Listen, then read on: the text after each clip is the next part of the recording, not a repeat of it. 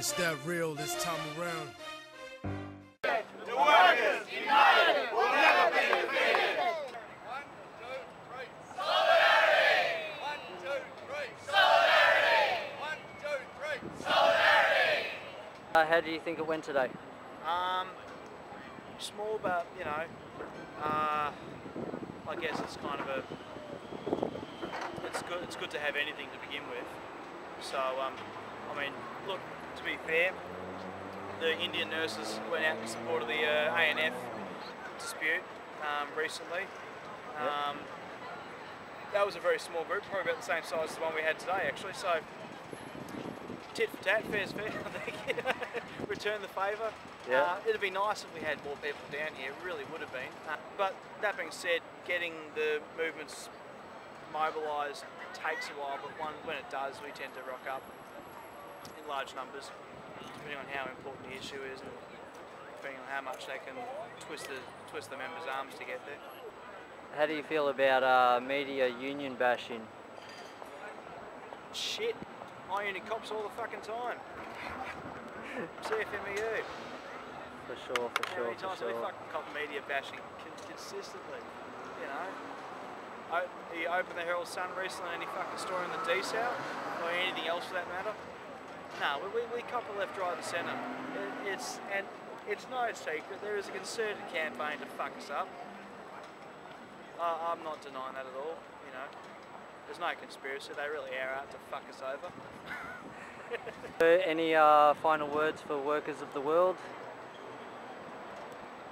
Get off your ass and take over your own workplaces. Fuck union officials, okay? As much as they may mean well sometimes. Fuck the hierarchy. Organise amongst yourselves and work to a self-management model, because you'd be surprised at how well it works. Argentina? Yeah, Argentina. A lot of places actually. You know, if you want to go throughout history, look at Spain in the 30s. Look at the anarchist communes in Spain. Yep. Read your history and never forget your history, because you're always going to get some revisionist fuck trying to tell you a completely different side of it. Not a different side of it, a different spin on it.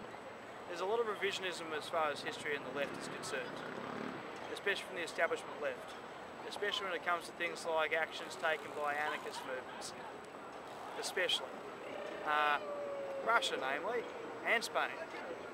There's a lot of fiddling with the facts going on, and all I have to say is, read the personal accounts of people who were there, do your homework, don't be fooled by the media, don't be fooled by the establishment left, don't be fooled by the establishment full stop. Because I'd like you not to know that, because it maintains the status quo, keeps the ball rolling the way they want it to go. How do you think it went today?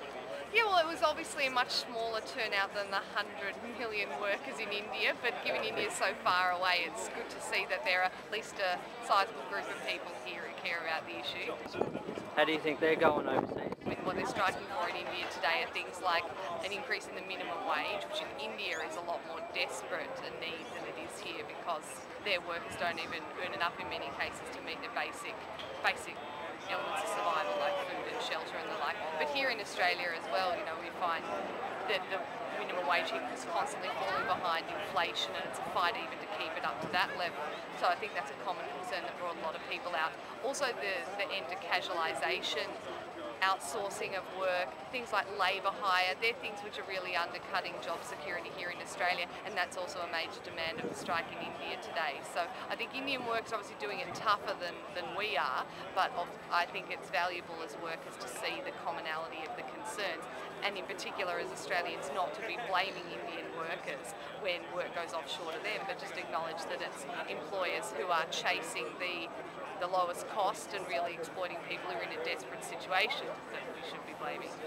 Go past City Square on Fridays, you'll see that there's people from different colours, creeds, some wearing suits, some with dreadlocks, and you'll see them discussing in circles in workshops, and to me that's something I've never seen before in my life. And you go around anywhere else in the city, you just won't see that kind of community and people coming together democratically. As you know, about 2 weeks, 10 days ago, the Greek government, passed the new austerity measures, new packet that is leading the Greek people, working class and everyone in a new position, a really bad position. There is another estimation about 22% of the wages, and also other measures are coming by the mid of this year. I think in June or July they will abolish the national bargaining scheme. Workers can't negotiate their working conditions, wages and stuff like that, which is really bad. And we've got a number of the last 2 years, a wave of general strikes and demonstrations. Most of them turn violent. The movement is still going on. Some of people they still believe that they can overthrow the government, and together the austerity measures. I think Greece, it's like an experiment of what is to come for other countries like Portugal, Spain or Ireland, something like that. Yeah. Look, man, this ain't about hip-hop, man. This ain't even about no motherfucking movie, man. This is about life. This is about dedicating yourself to a dream that people tell you ain't shit. And this is about looking at them